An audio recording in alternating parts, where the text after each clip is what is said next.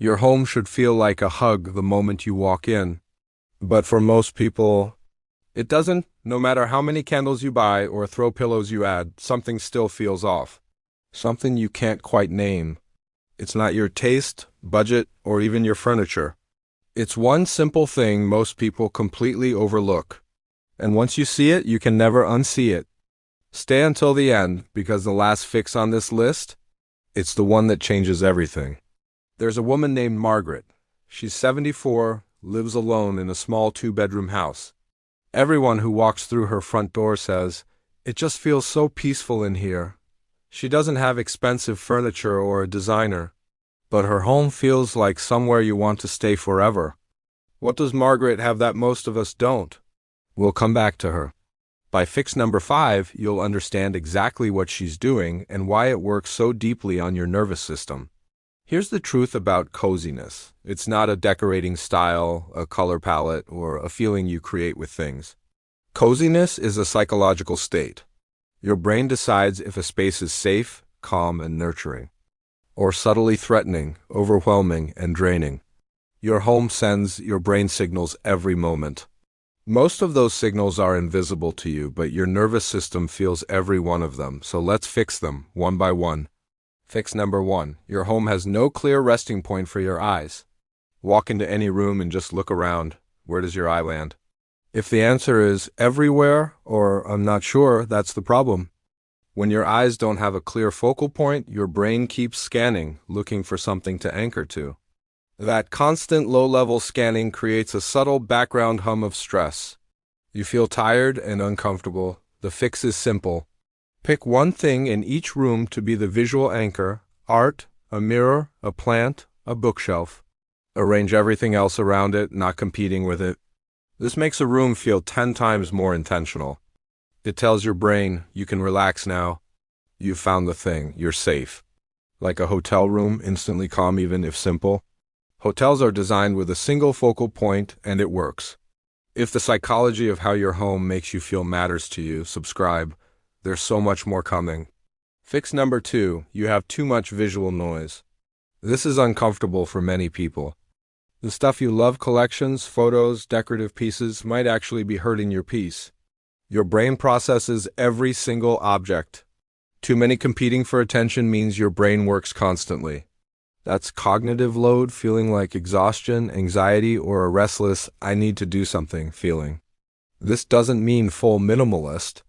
It means being intentional about what's on display. If you can't remember owning it, it doesn't belong. If it doesn't make you feel good, it's just noise. Try taking everything off one surface. Only put back things that genuinely make you feel good. Leave the rest in a box for 2 weeks. If you don't miss it, you have your answer. Comment cozy below if you want a calmer home. I want to know how many of you are feeling this. Fix number 3. Your lighting is working against you. The one lighting mistake almost everyone makes. It might be the reason your evenings never feel restful, no matter how tired you are. Most homes use only overhead lighting. Bright, flat, ceiling-mounted light that fills the whole room equally. That kind of light is terrible for coziness. Bright, overhead light mimics midday sun. It signals to your brain, time to be alert, active, and productive. It keeps your cortisol levels up. Great at noon, awful at 7 p.m. when you're trying to wind down. Cozy homes use layered light. Warm light from lower sources, lamps, string lights, candles creates pools of warmth, not flooding the room. The fix this week: plug in one warm-toned lamp in your living room and turn off the overhead light. Just try it for 3 days. Your whole body will thank you. Your brain will shift into rest mode faster. Your home will feel like a completely different place without spending more than $20. Fix number 4. Your home has no transition ritual. This is the one Margaret does. Most people have never even thought about it. When you walk into your home after a long day, what happens? Margaret has a ritual. She takes her shoes off slowly. She makes a cup of tea. She sits in the same chair for 10 minutes before doing anything else. She calls it her crossing over time. She's giving her nervous system permission to shift states from out there mode to home mode. Without that transition, your body stays in a mild stress response for hours, even though you're physically home. You don't need her exact ritual. Change your clothes. Wash your hands slowly. Make something warm to drink. Light a candle. Sit for 5 minutes before touching your phone. The ritual tells your nervous system, we're safe now. We're home. You can let go. Fix number 5. Your home doesn't smell like anything intentional. Smell bypasses conscious thought and goes directly to your emotional brain. Before you see or hear, you smell it? That smell immediately triggers a feeling. Most homes smell like nothing, or worse, cleaning products or old air. Nothing doesn't feel cozy. It feels neutral at best, clinical at worst. You don't need expensive diffusers. Simmer a pot of water with cinnamon and orange peels. Bake something once a week. Open your windows in the morning even for 10 minutes. Put coffee beans on a shelf. Scent builds memory and emotional safety. A consistent, warm, gentle smell associates with being home, safe, at rest. That association compounds. Every time you walk in, you feel it faster. Now here's the last fix. I told you this one would be uncomfortable. Most people resist it. That's why their homes never really change. Fix number 6. You've been decorating for other people. Not for the life you actually live. Not for how you actually feel. But for how you want your home to look to guests on Instagram. You've filled your home with things that look right but don't feel right.